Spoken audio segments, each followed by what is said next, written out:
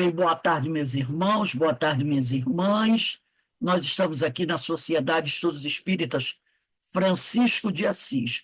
Hoje, dia 6 de maio, 6 de junho, 6 do 6, 6 de junho de 2025, sexta-feira. E nesse horário das 5h30, né, nós estudamos essa obra, O Livro dos Médiuns, essa publicação de Allan Kardec.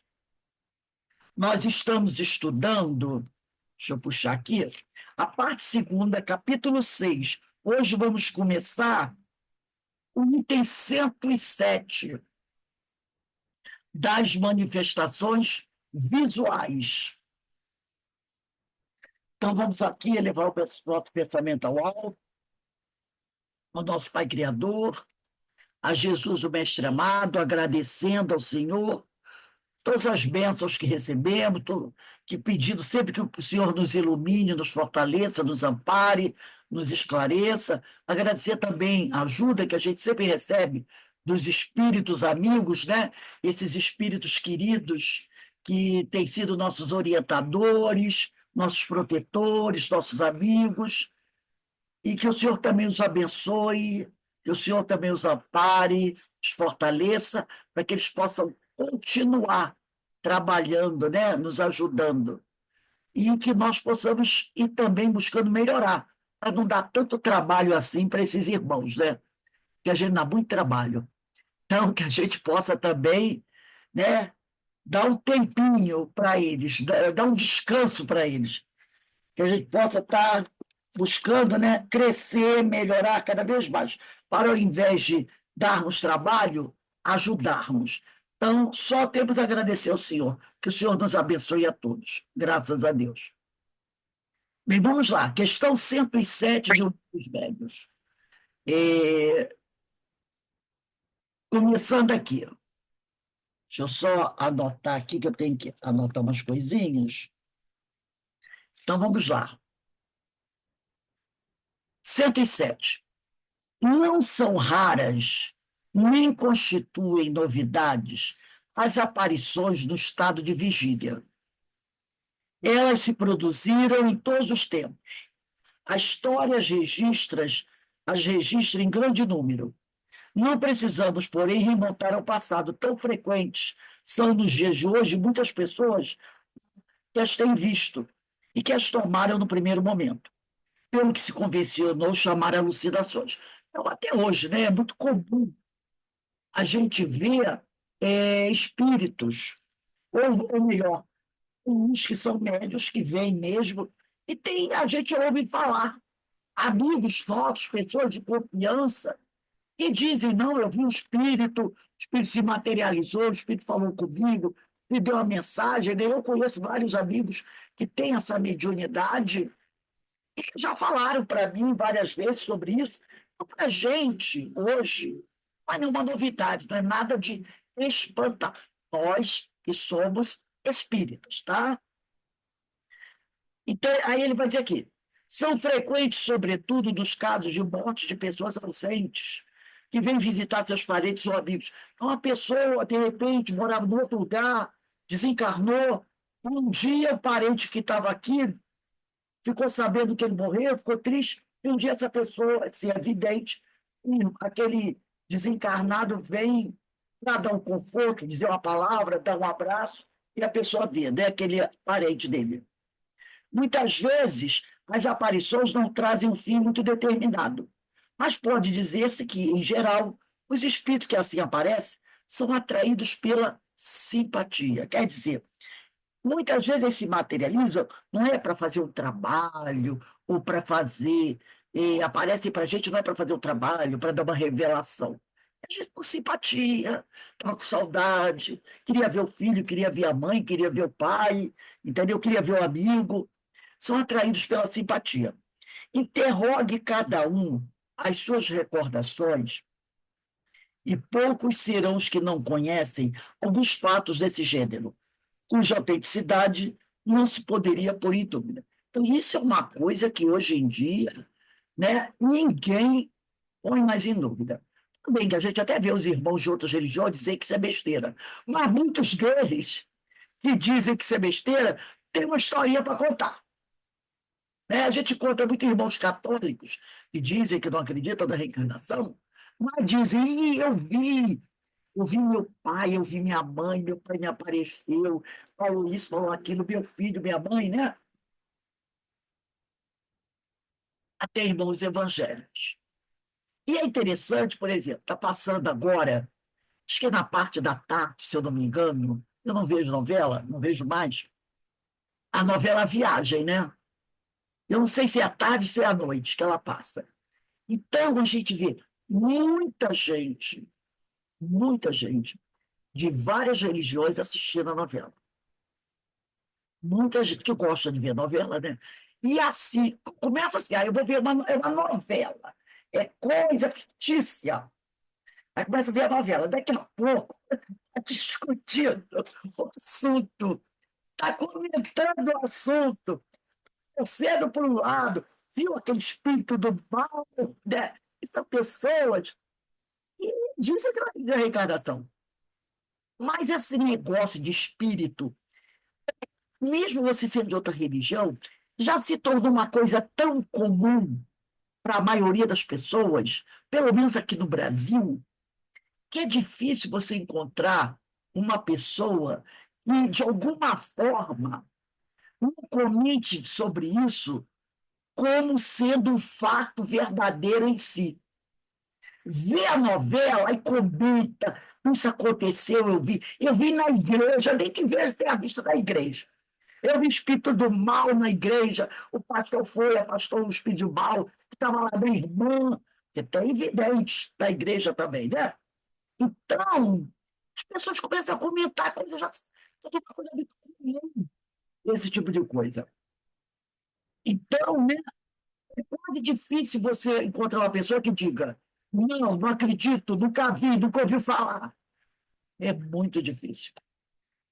Item 108.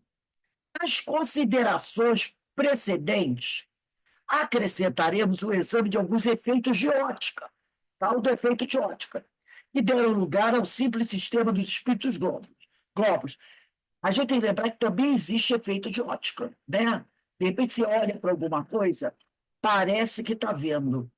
E às vezes é à tua vista. Eu, por exemplo, quando a minha pressão começa a dar alterações, eu começo a ver um monte de coisa brilhando, sabe? Parece que tem um monte de coisa brilhando. Às vezes fica até difícil para eu ler, para eu ver alguma coisa.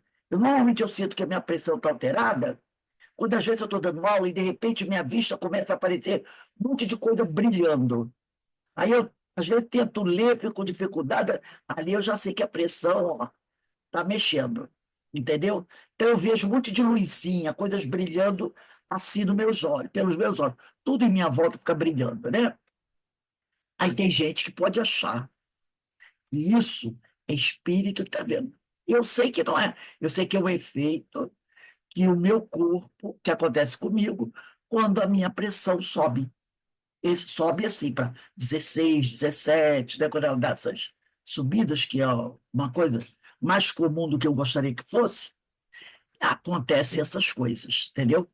Então ele diz aqui, nem sempre é absoluta a limpidez do ar, ainda mais hoje em dia. Em ocasiões há em que são perfeitamente visíveis as correntes das moléculas aeriformes e a agitação que as põe o calor. Quer ver um exemplo? Há um tempo atrás, já tem tempo, deve ter uns 8 anos, mais ou menos, eu estava na casa da minha mãe. Então eu precisei ir na Taquara. Fui descendo a Rodrigues Calmas. Mas estava um calor tão grande, tão grande. Esse calor ali da Taquara, 39, 40. Eu estava descendo a Rodrigues Calmas. Aí eu estava mais ou menos na altura daquela igreja batista. Quando eu olhei para o largo da Taquara, eu estava descendo. Quando chegou ali perto da igreja batista, eu olhando para a Taquara, eu via o ar cheio de brilho, sabe? Aquelas ondas de brilho. Aquilo era o quê? Era um vapor subindo. Então, eu, como eu estava descendo, né? Olhando assim, eu vi ali. né? Já chegando ali hoje, perto da entrada do shopping, da entrada do shopping e da entrada que vai para o BRT, né? Aí ali tem a cabine da polícia. Daquela distância da Igreja Batista até mais à frente, eu comecei a ver o brilho no ar, o brilho no ar. O que era aquilo? Era o vapor, estava quente demais. Então, a água evaporando, eu consegui ver o vapor no ar, aquilo subindo, sabe? Quer dizer, quem não sabe o que é, mas eu entendi. Eu olhei e disse assim, meu, estava realmente calor, 40. Eu falei, meu Deus do céu. Que é uma coisa difícil de você ver. Mas eu consegui ver com meus olhos aquela onda, aquela onda brilhante, sabe? Assim como se fossem ondas subindo. Era o vapor que eu estava. A coisa estava tão quente que eu consegui ver o vapor subindo, brilhando. Então, eu queria dizer aqui, né? Há ocasiões em que são perfeitamente visíveis as correntes das moléculas aeriformes e a agitação que as põe o calor. Foi isso que eu vi, né? Aí eu ainda falei, meu Deus, eu vou lá no Lago da Taquara agora, vou ter que passar por isso, né? Esse vaporzão violento, né?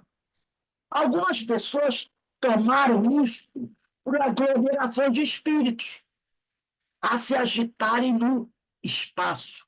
Basta se cite esta opinião para que ela fique desde logo refutada.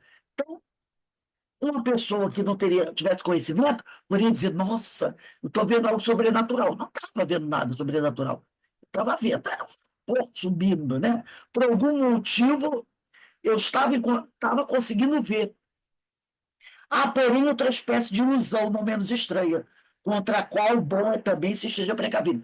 Então, ele está chamando a nossa atenção aqui para que a gente tome cuidado, para não ficar dizendo que qualquer coisa é espírito, né? Ele vai dizer aqui sobre o humor aquoso do olho.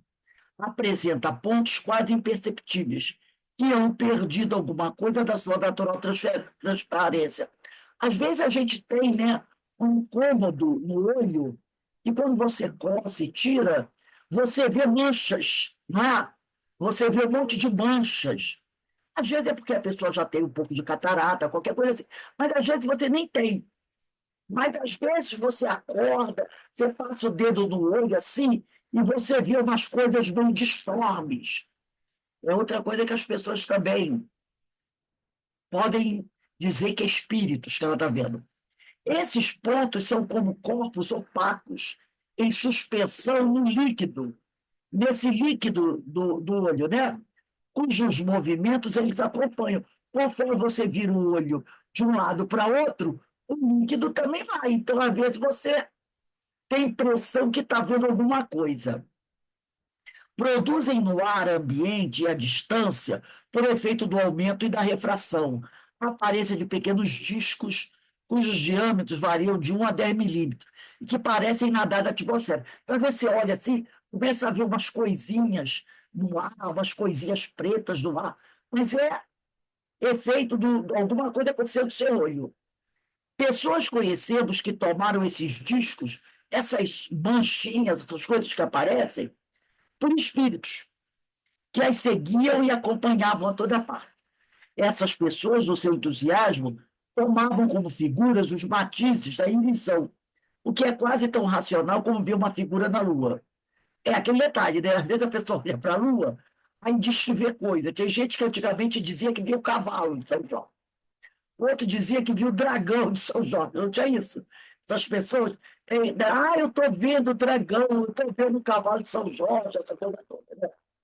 Uma simples observação, conhecida por essas pessoas mesmo, as reconduzirá ao terreno da realidade. Os aludidos discos ou medalhões, dizem elas, não são, as acompanham, né? Não só as acompanham, como lhes seguem todos os movimentos. Vão para a direita, para a esquerda, para cima, para baixo. Ou param, conforme o movimento que elas fazem com a cabeça. Isso nada tem de surpreendente, uma vez que a sede da aparência é do globo ocular. Tem ela que acompanhar todos os movimentos do olho. Se fossem espíritos, forçoso seria convir em estarem eles adstritos ao papel, por demais mecânico, para serem inteligentes e livres. Papel bem fastidioso, mesmo para espíritos inferiores. E pois com mais forte razão, incompatível com a ideia que fazemos dos espíritos superiores. Agora eu vou pedir a ajuda de vocês. Carmen, e o próximo parágrafo para mim? Aí a gente lê devagar, tá, gente? Para todo mundo acompanhar, porque tem pessoas que às vezes têm livro com texto um pouquinho diferente. Humor aquoso Não, do é olho. Que é? Onde, Lúcio?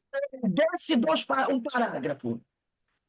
O Moracote já li, e o parágrafo de baixo também. É assim, verdade é que... Ah, sim, tá aqui. Verdade é que alguns tomam por maus espíritos os pontos escuros ou moscas amauróticas. Eu tenho isso no olho.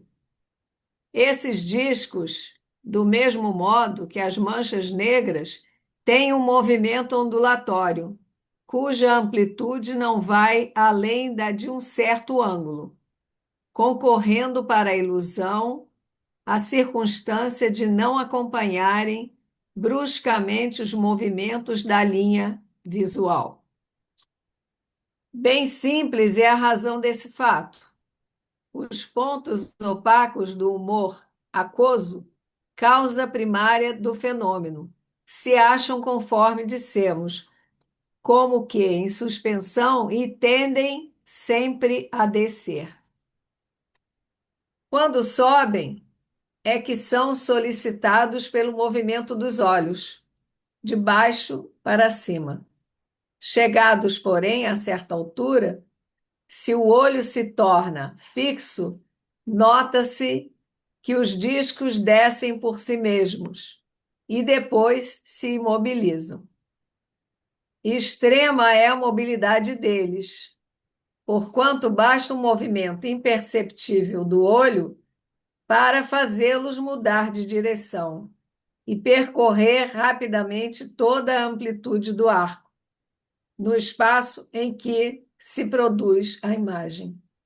Enquanto não se provar que uma imagem tem movimento próprio, espontâneo e inteligente, ninguém poderá enxergar no fato de que tratamos mais do que um simples fenômeno óptico ou fisiológico. Isso, né? A gente tem que parar com essa mania de achar que tudo é espírito. É igual às vezes a gente está dentro de casa e começa a escutar estalidos.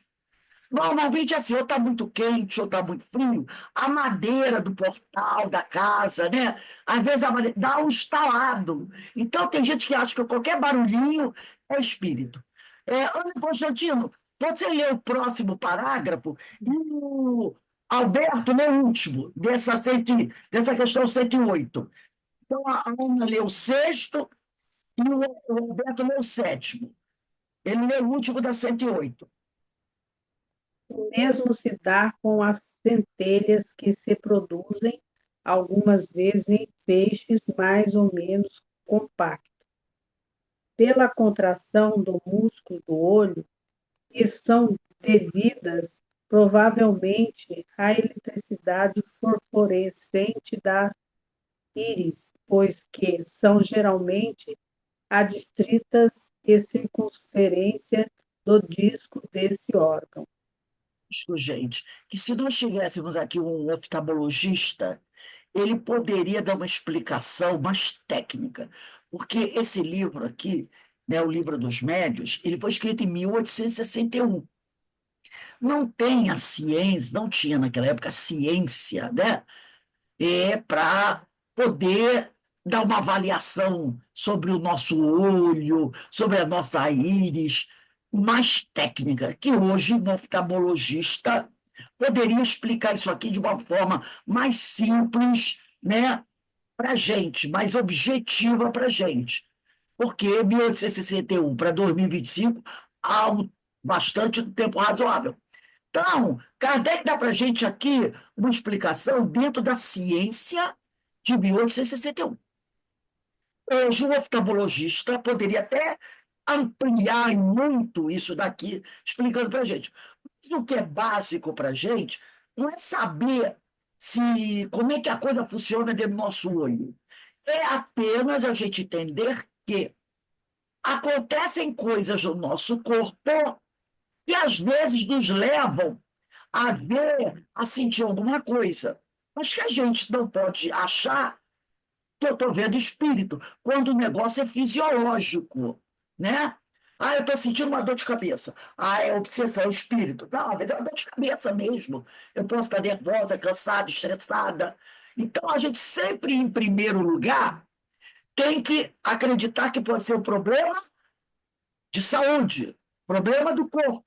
Depois que investigado tudo isso, você pode até ver coisa.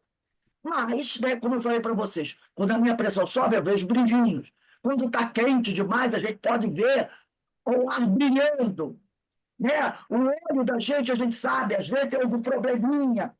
Dá essas manchinhas, aí bota um colírio para melhorar a situação. Então, a gente não pode levar tudo ao extremo. Ah, espírito, é espírito. Não. Tem as suas explicações. É isso que ele está querendo dizer para a gente, tá? Agora, Roberto, lê para a gente o último parágrafo da 108. Tais ilusões não podem provir senão de uma observação incompleta. Quem quer que tenha estudado a natureza dos espíritos, por todos os meios que a ciência prática faculta, compreenderá tudo o que elas têm de pueril. Do mesmo modo que combatemos as aventurosas teorias com que se atacam as manifestações, quando essas teorias assentam na ignorância dos fatos, também devemos procurar destruir as ideias falsas que indicam mais entusiasmo do que reflexão e que, por isso mesmo, mais dano do que bem causam com relação aos incrédulos, já de si tão dispostos a buscar o lado ridículo. Da mesma maneira que quando a gente está fazendo um estudo sobre o intercâmbio com os espíritos, e a gente está falando sobre a materialização dos espíritos, né? A gente está falando sobre a comunicação dos espíritos, que existe mesmo, e nós temos inúmeras provas disso, e alguém chega e começa a ridicularizar, a gente deve o quê? Né? Como ele diz aqui, combater essas aventurosas teorias com que se atacam as manifestações. Não, mostrar, não, isso é verdadeiro. Você está ridicularizando, mas isso é verdadeiro. Essa mesma ênfase, a gente deve também combater essas teorias aí que querem mostrar que qualquer coisa é espírito, né? Então, não aceitar essas coisas fantasiosas, porque essas coisas fantasiosas acabam prejudicando também a doutrina e levando muitas pessoas. E se a gente concorda com aquilo, isso pode trazer um grande prejuízo. Então, o que é certo, a gente divulga, a gente defende, a gente mostra, mas o que não é certo, a gente não deve agasalhar. Tá? Agora nós vamos para 109. Na questão 109, item 109, Kardec diz assim: o perispírito, como se vê, é o princípio de todas as manifestações. O conhecimento dele foi a chave da explicação de uma imensidade de fenômenos e permitiu que a ciência espírita desse largo passo, fazendo-a enveredar por nova senda, tirando-lhe todo o cunho de maravilhosa. Então, a gente tem que lembrar que o perispírito é na base de todas as manifestações. Esse perispírito, né, lá na época de Jesus, o próprio Paulo de Tarso, ele vem afirmando, numa das suas cartas, ele diz assim: se há um corpo físico, também há um corpo espiritual, né? Ele fala sobre isso. ele diz que existe um corpo espiritual. Esse corpo espiritual, em várias religiões, ele aparece com nomes diferentes. Se eu não me engano, se é no Egito, ele é chamado de Ka. Em outras religiões, corpo espiritual é psicossoma, é corpo celeste. Mas, se a gente estudar as várias religiões e as várias culturas, você vai encontrar alguém falando sobre esse corpo celeste, esse corpo brilhante, esse corpo espiritual. Isso é muito, porque tem muita gente que acha, né, que perispírito é uma coisa que foi inventada pelos espíritas. Não, você vai encontrar a palavra sim, tá? A palavra sim. Você vai encontrar agora com Kardec, tá? Porque o termo perispírito foi cunhado por Allan Kardec, tá? E encontra seu primeiro uso no item 6 da introdução de O Livro dos Espíritos. Esse perispírito é o laço que une o corpo e o espírito. É uma espécie de envoltório semimaterial, né? Eu estou pegando aqui,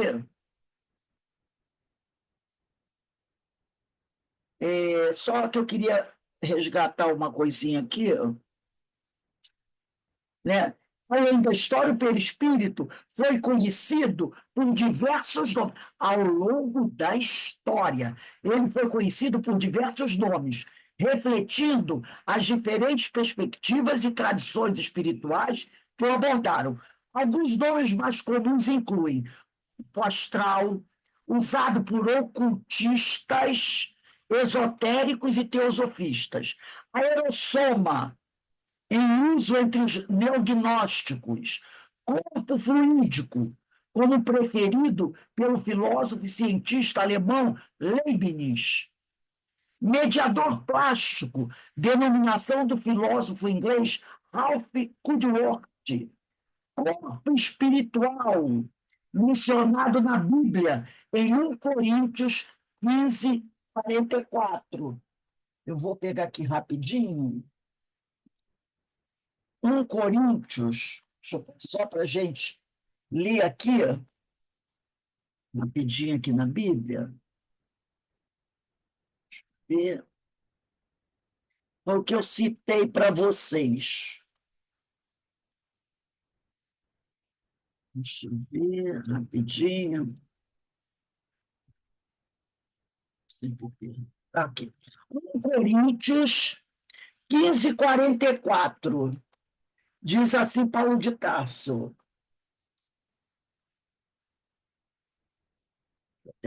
Aqui. Ele fala assim: se há eu vou até anotar aqui, vocês podem até anotar nessa questão 109, anotem 1 Coríntios 15, 44.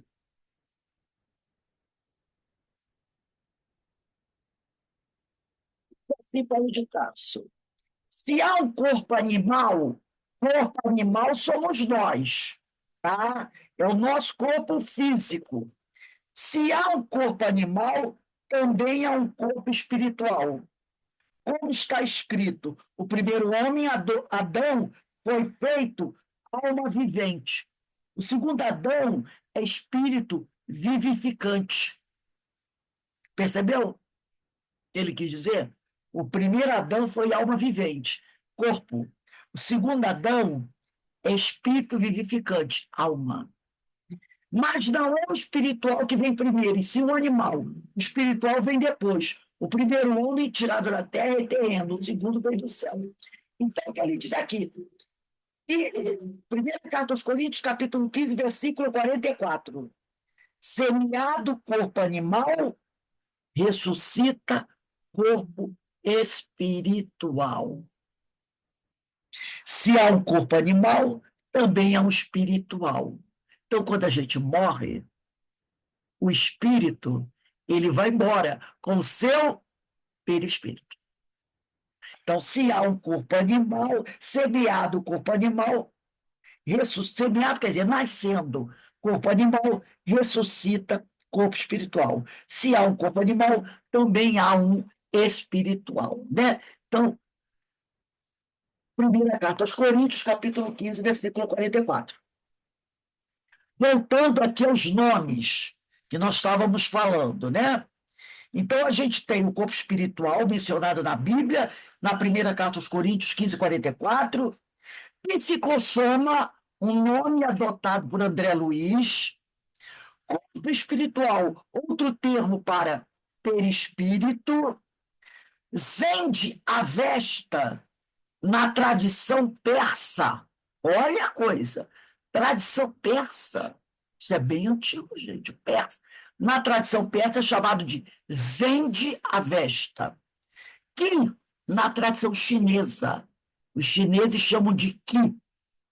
Corpo etérico, também mencionado, né?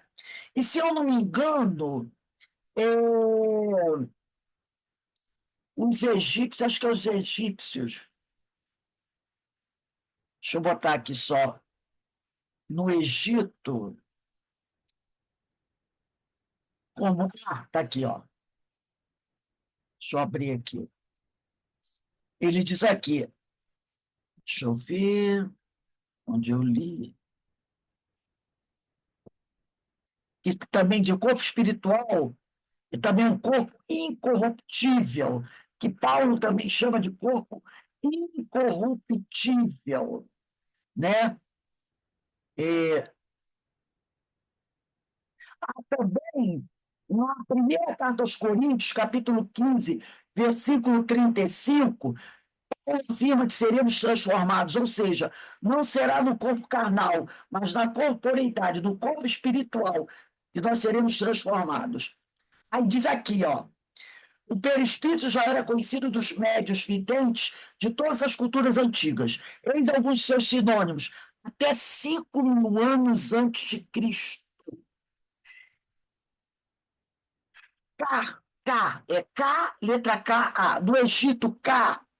Linga Sharira, outro nome. Rupa. E Maia, rocha da Índia. E aí vai, né? É, no Israel, Neteste, Israel, corpo sutil da alma, queima, perdoou e corpo luminoso na Grécia. Gente, há mais de 5.000 anos. E essa história de corpo espiritual, corpo incorruptível, né? Que isso vem aparecendo aí na história. Então, a gente tem que ver que essas coisas, né? Como muita gente fica achando, isso é fantasia, isso é fantasia. Não, isso não é fantasia, nem é coisa, invenção de Kardec, né? Eu estou tentando pegar aqui rapidinho, só para que eu queria pegar aqui. Deixa eu ver aqui. Ah, também aqui, primeira carta aos Coríntios, capítulo 15, de 35. Quem quiser anotar, primeira carta aos Coríntios, capítulo 15, versículo 35. Eu vou botar aqui também no meu. Ele diz assim, 35 e segue, né? Mas dirá alguém, como ressuscitam os mortos? Diz Paulo. E com que corpo vem? Insensato. O que semeias não recobra a vida, sem antes morrer. E quando semeias, não semeias o corpo da planta que há de nascer, mas o simples grão, como por exemplo de trigo ou de alguma outra planta. Deus, porém, lhe dá o corpo como lhe apraz, e a cada uma das sementes. O corpo da planta lhe é própria. Nem todas as carnes são iguais. Uma é a dos homens e a outra dos animais. A das aves difere da dos peixes. Também há corpos celestes e corpos terrestres. Mas o brilho dos celestes difere do brilho do terrestre. Gente, coisa fantástica, ele está dizendo aqui, né? Mas o brilho, mas o brilho dos celestes difere do brilho dos terrestres. Uma é a claridade do Sol, outra é a claridade da Lua e outra é a claridade das estrelas. Aí depois ele diz, assim também a ressurreição dos mortos. Semeado na corrupção, o corpo ressuscita incorruptível. Que corpo é esse que se ressuscita incorruptível?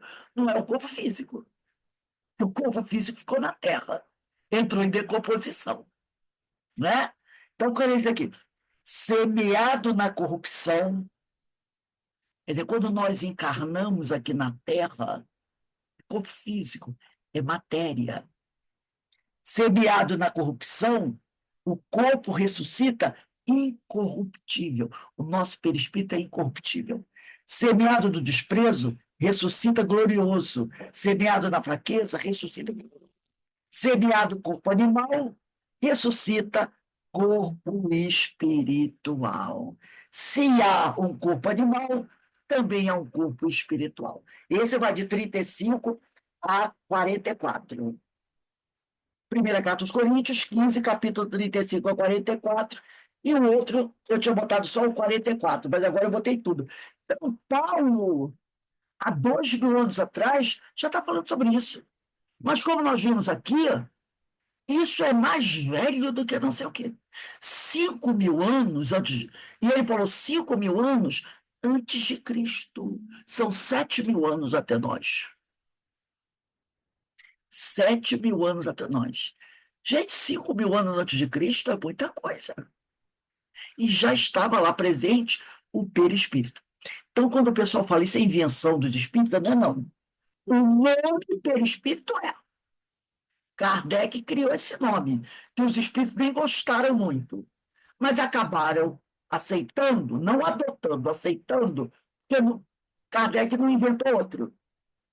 Mas o corpo espiritual, esse corpo celeste, isso já foi identificado há mais de, ou em torno de 7.000 anos.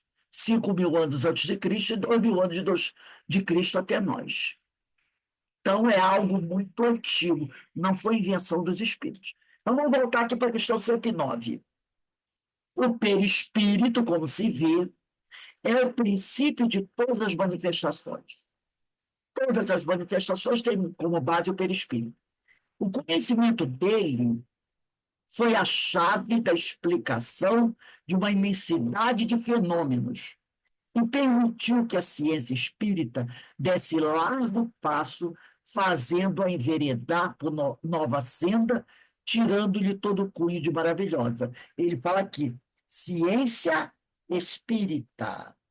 Mas a ciência oficial, a ciência do homem, não aceita ainda não pesquisa o perispírito. O dia que eles pesquisarem e compreenderem o perispírito, estudarem o perispírito, olha que salto de qualidade nós vamos ter.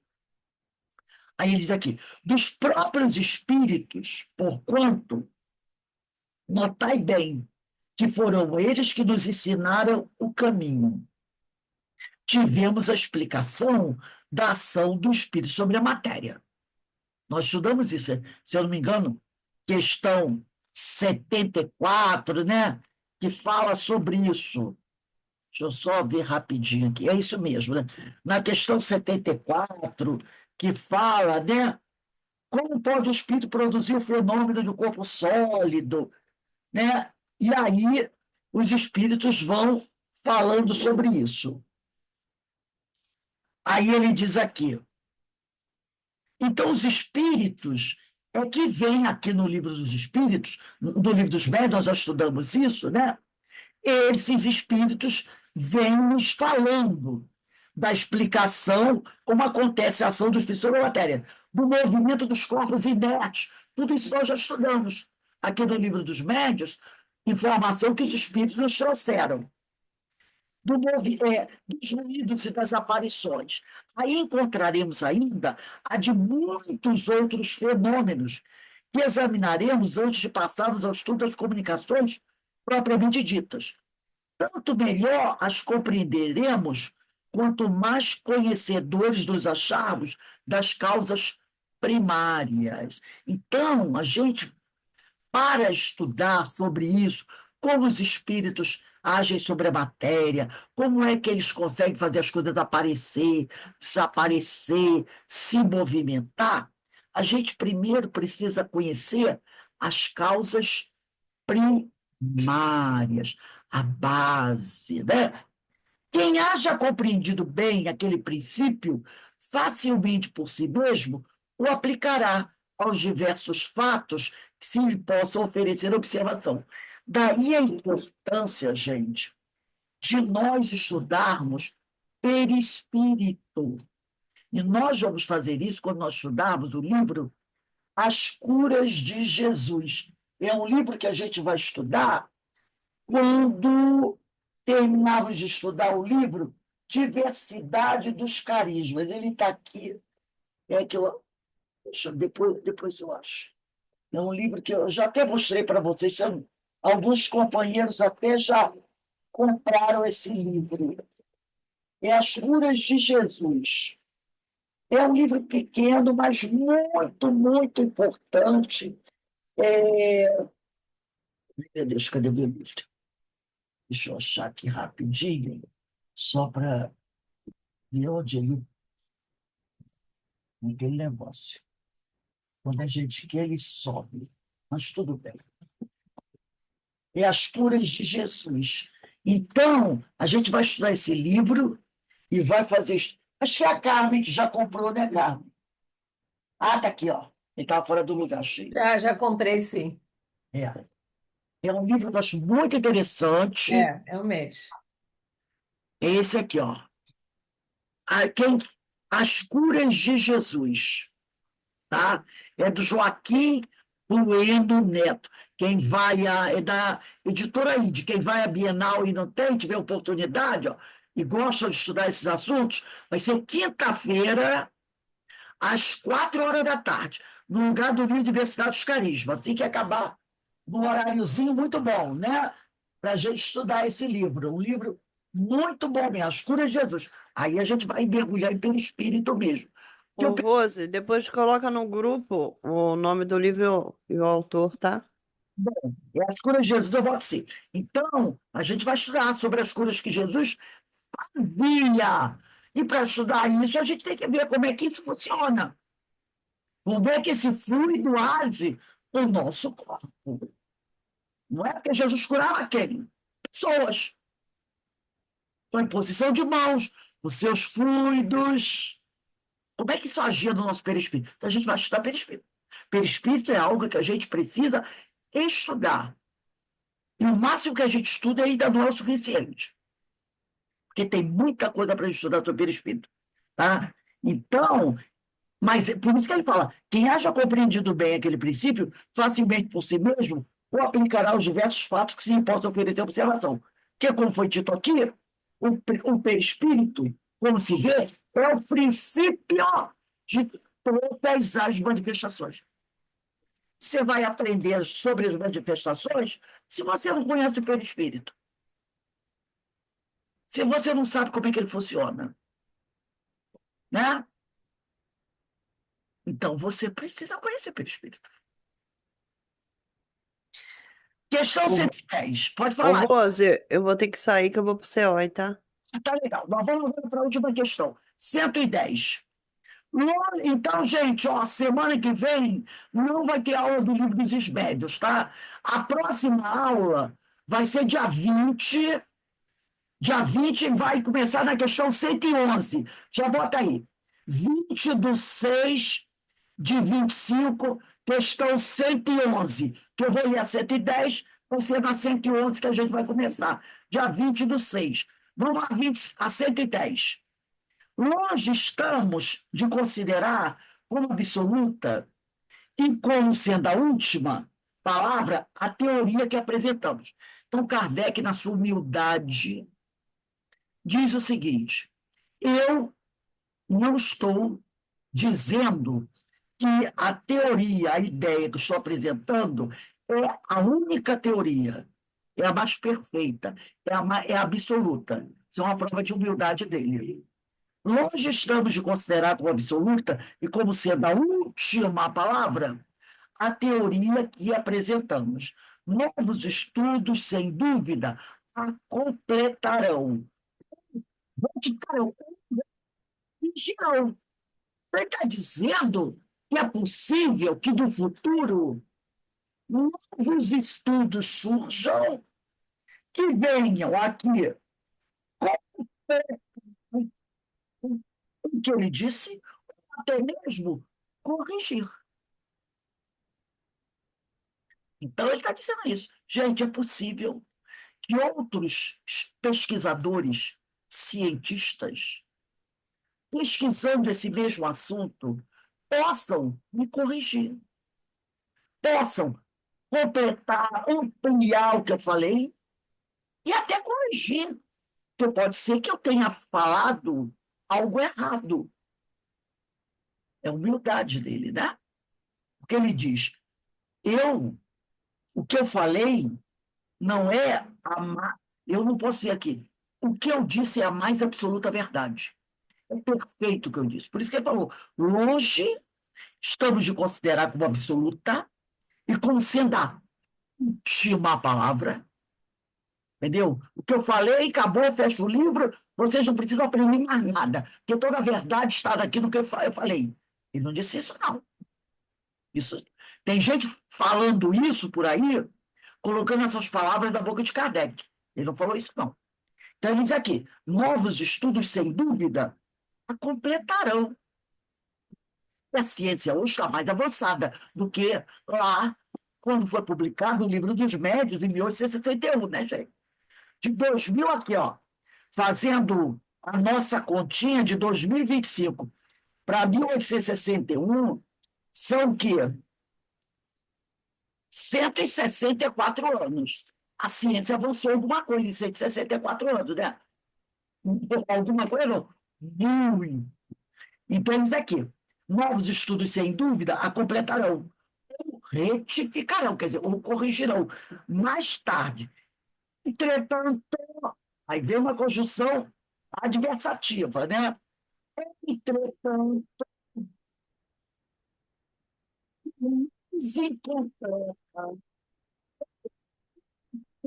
feita, que seja ainda hoje, por mais incompleta e imperfeita que seja hoje, essa teoria que eu estou apresentando aqui, em 1861, que é quando publicou o Livro dos Médios, sempre ela pode auxiliar o estudioso a reconhecer a possibilidade dos fatos por efeito de causas que nada tem de sobrenaturais. Então, está dizendo, no futuro, daqui a 164 anos, 2025, né, por mais incompleta ou imperfeita que os novos pesquisadores achem essa teoria que está sendo colocada nesse livro, por mais incompleta que ela seja, ela já pode, ela tem a capacidade de auxiliar o estudioso a reconhecer a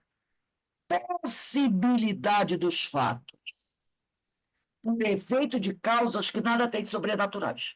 Então, ele diz que a teoria que ele apresenta, por mais incompleta que seja, para o estudante do futuro, ela já tem subsídios suficientes para a gente perceber que os espíritos existem, que os fenômenos acontecem e que nada é sobrenatural fantástico.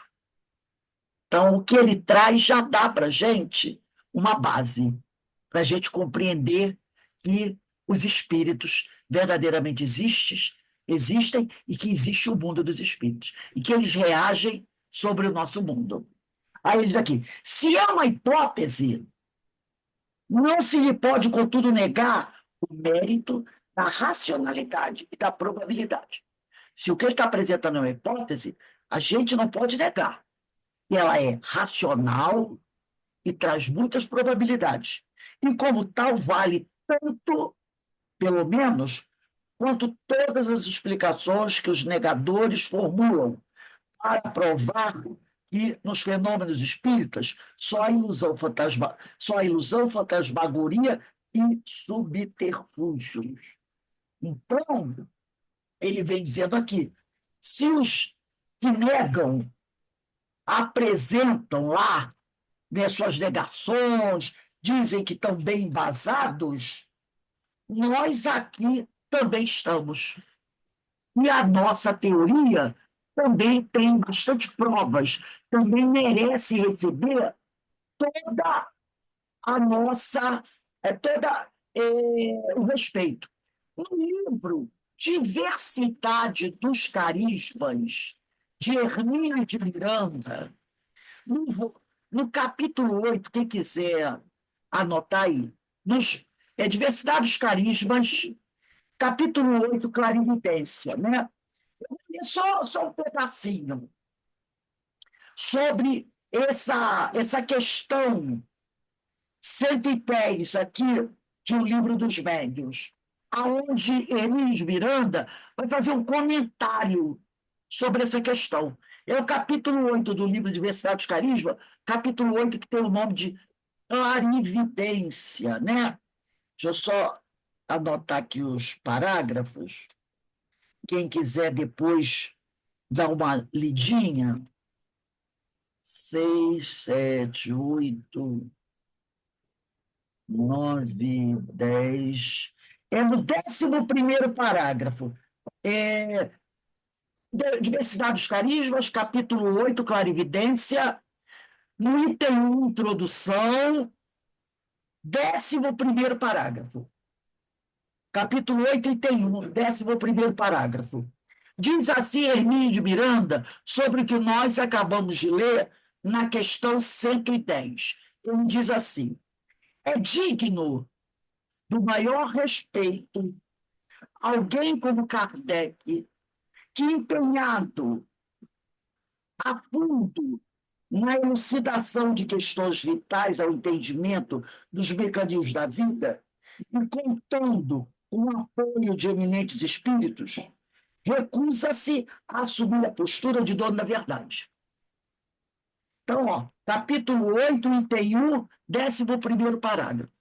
Então, ele diz aqui, é digno do maior respeito alguém como Kardec, que, empenhado a fundo, com muita responsabilidade, a fundo na elucidação de questões vitais, o entendimento dos mecanismos da vida, e contando com o apoio de eminentes espíritos, recusa-se a assumir a postura de dono da verdade.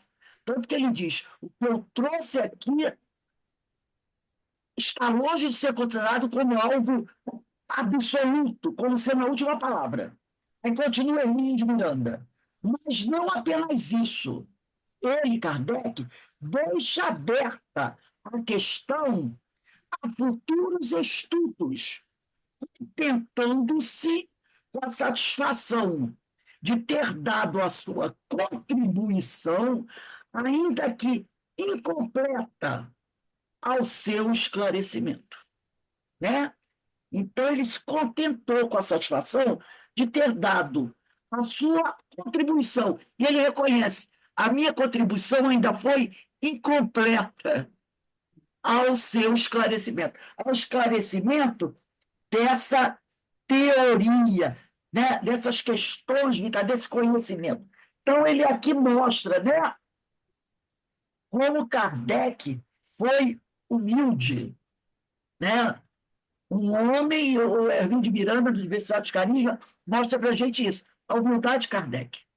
Ô, Rose, Fala, meu. inclusive ele tem até a frase, né? Se um dia a ciência provar que o espiritismo está errado, devemos ficar com a ciência. Exatamente. Olha só, né, que coisa racional, que coisa humilde. Não toma nada para si de poder. Se a ciência mostrar que nós estamos errados, fica com a ciência. Fica com a ciência. como o espiritismo acompanha a ciência, não é? Então, o que a gente tem visto até agora é que a ciência vem provando que muitas das máximas do espiritismo é verdadeira. É verdadeira, né? E você vê que algumas universidades aqui no Brasil, e acredito que no exterior também, como, se eu não me engano, é a USP em São Paulo, tem departamentos já estudando questões espirituais, né? Questões sobre o passe, sobre o perispírito, sobre glândula pineal, tão falada, né? Pela doutrina espírita, pelos espíritas já. É lógico que Kardec não falou de glândula pineal. Mas o que ele falou? Que muitas coisas virão. Muitas coisas virão. Né?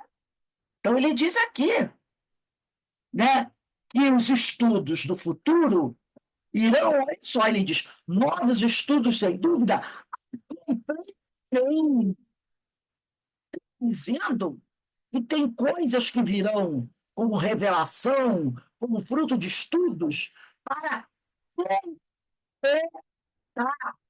essa teoria que Kardec apresentou.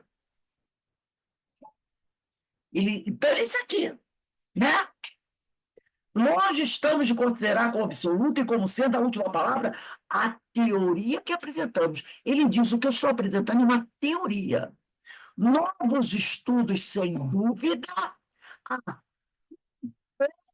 irão notificarão mais tarde naquilo que essa teoria que Kardec apresentou estiver em erro, a ciência irá o quê? Corrigir. E muitas coisas serão corrigidas, porque a ciência de 1861 é uma. Hoje, a ciência mais avançada poderá se aprofundar em muitos aspectos.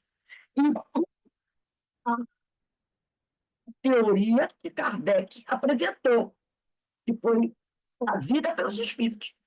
Vamos lembrar, isso é importante a gente lembrar, que muitos desses espíritos que trouxeram o conhecimento a Kardec também não eram espíritos perfeitos. Eram espíritos que estavam fazendo pesquisas e que não tinham, à época, o conhecimento científico de 2025. Entendeu? Muitos deles não tinham o conhecimento científico de 2025. Muitos desses espíritos não conheciam o raio laser,